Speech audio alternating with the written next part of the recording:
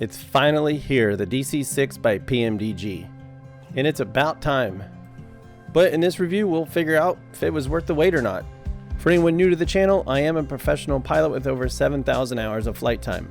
I normally focus on tutorials, and I do not do reviews very often, but when I do them, it's on airplanes like these. And to begin the review, this airplane is in a league of its own. When you buy the DC-6, you get two types of DC-6s. You get the DC-6A and the DC-6B. The DC-6A and B each come with a few different liveries, but you can easily download more, and more on that later. One thing you'll notice right away, there are a ton of buttons and switches in the DC-6. And the good thing is, almost all of them work. They actually do something. And the level of detail in the interior is absolutely stunning compared to anything we've seen so far in Microsoft Flight Simulator. The developers of this aircraft have paid so much attention to detail that it's mind-blowing. And I did say a minute ago there are some buttons and switches that don't work. This panel here, most of this stuff does not work with the exception of the Autopilot switches. But it's not a big deal, because up here on the overhead panel there are newer versions of these radios that do exactly the same thing. And they are a lot easier to operate. There is a lot of detail in this airplane. I just turned off the 5 amp ADF circuit breaker, and the ADF is now powered off. Moving back into the cockpit, we have a tablet on the pilot's left side.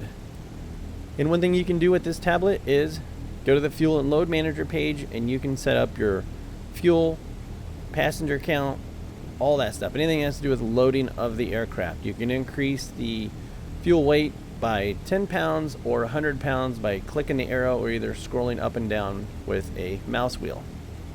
And there's also preset buttons to set fuel at 100% or 50%. And on this screen we also have our gross weight, which can be used with this placard above the co-pilot's head to get V-speeds for takeoff. The designers also included an artificial flight engineer. If anybody's thinking about buying this airplane and they feel intimidated by it, don't be. This section is very helpful and makes flying the airplane much easier. Next we have the maintenance manager. This will give us engine health, hours on the engine, propeller hours, how much engine oil is remaining, and if you destroy an engine, you can fix it here. On the last page, we have options. We can turn the GPS off, which is exactly what I did because in this old airplane, it's VOR and NDBs all the way. You can also adjust the tablet brightness or select it to auto, and also adjust different realism settings. And like I said a minute ago, pretty much everything works. Here I am closing the number 1 cowl flap, and you can actually see the cowl flap is closed. And one of my favorite features is a little bit basic, but PMDG even animated flames coming out of the exhaust. And who doesn't like fire coming out of an engine where it's supposed to come out? And the flames coming out of the exhaust do change based on power setting. And on the subject of engines, when an engine is shut down, you can actually feather the propeller and the propeller blade will actually stop spinning. It may spin some in the wind, but when you get slow enough, it does stop. So after the red feather button is pushed, we can look outside and see that the propeller actually did feather. And you can see it slowing down there, and it stops, and it does rotate slowly like that, but when you slow the airplane down, it actually will come to a complete stop. The Pratt & Whitney engines on the DC-6 are equipped with superchargers, and they actually work. When they're switched to high blower, you can see the manifold pressure increase on each engine. And if I'm going to nitpick on one thing that doesn't work, the windshield wipers have no effect on the rain on the windshield when they're on. But that's fine by me because quite honestly, you don't really use windshield wipers when you're in the air. They're more for operations on the ground. As I said earlier, all the circuit breakers work. I actually turned the circuit breaker off for the cowl flap and moved it to the closed position. When that circuit breaker gets clicked on right there, the cowl flap should start to move, and it does. I didn't cut away from this, I just moved to the exterior view after I selected the circuit breaker. Another great detail they've added to this airplane is engine harmonics. When the engines get inside of a certain RPM range, everything shakes. The needles shake, even the ladder back here shakes. And I think that's impressive. It just goes to show the attention to detail that they put into this airplane. And I'm bringing this part up right here because when you start the airplane and do your first flight, you're going to notice you probably can't push all the throttles forward. You're only going to get 2 of them. This gust lock, that red handle, has to be turned off. So you push that and it will move that red guard out of the way. Right there, the red guard gets pushed down, and if you look in front of the throttle, you can see that red guard move up. Now that would allow you to move all 4 throttles forward. And finally, now to go fly the airplane. Takeoffs were pretty simple in this airplane. It's not overly sensitive on the rudder like a lot of airplanes in Flight Sim 2020 are.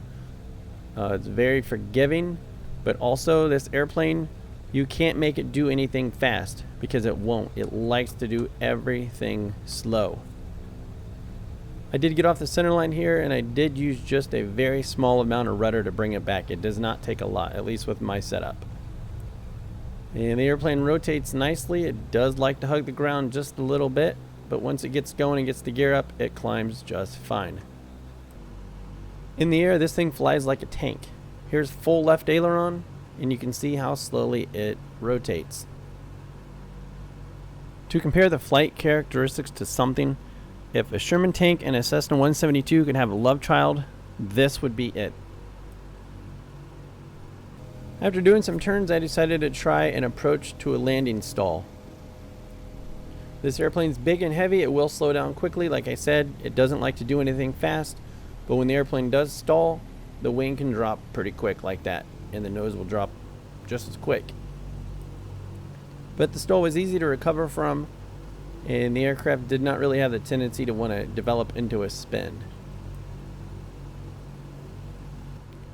Luckily, the DC-6 does come with an autopilot that will fly a course and altitude, and it'll also do ILS approaches. The autopilot has 3 modes. Gyro pilot will hold the heading where the autopilot's turned on. It'll climb and descend in that mode.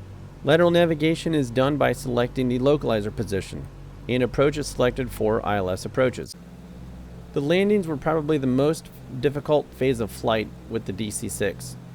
As I said earlier a few times, this airplane does not like to do anything fast, and it's very sluggish on the controls during final approach.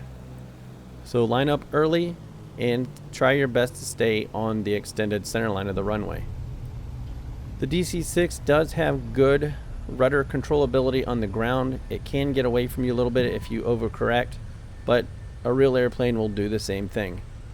If you listen carefully, you can hear the brakes squeaking as you come to a stop.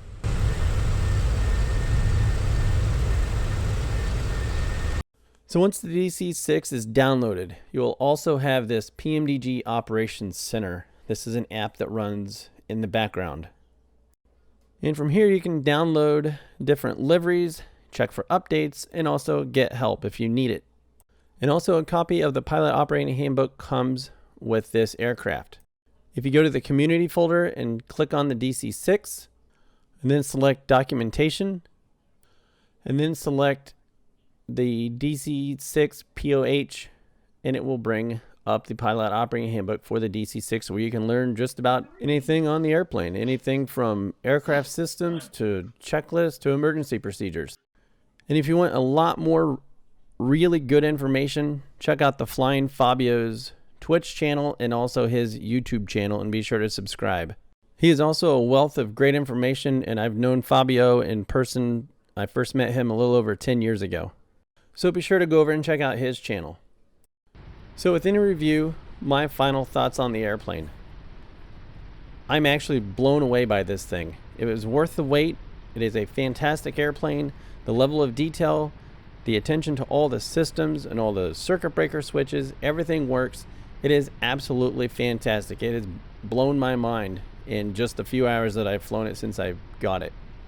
To compare it to the first airplane I bought for Flight Sim 2020, it was a twin-engine airplane, paid $35 for it.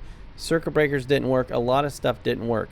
This airplane was about $20 more, and everything works. The level of detail in the system just blows almost every add-on airplane out of the water. This is not an overly difficult airplane to fly. It can be made difficult or it can be made simple. Having that tablet on the side with the automatic flight engineer helps a lot, so do not be intimidated by it. And for the price of what you get, it is absolutely worth every penny. I was expecting this airplane to come out at $80, and I would have gladly paid $80. I was kind of shocked, but thrilled at the same time that it was only $55. And there is a lot more information about this airplane that I could have included in the review, but there's so much information I just had to stop, or I would have been working on this thing for 3 weeks. But I think overall everybody that buys this is going to absolutely love it. So that's pretty much it. I hope you enjoyed the review. I hope you get the airplane and learn to fly it. Read the POH, practice stuff, ask questions. This is what flying's all about. Taking a new airplane, learning how to fly it, and learning how to master the airplane. And last of all, thank you to PMDG for making an absolutely wonderful model of the DC-6. It's absolutely fantastic.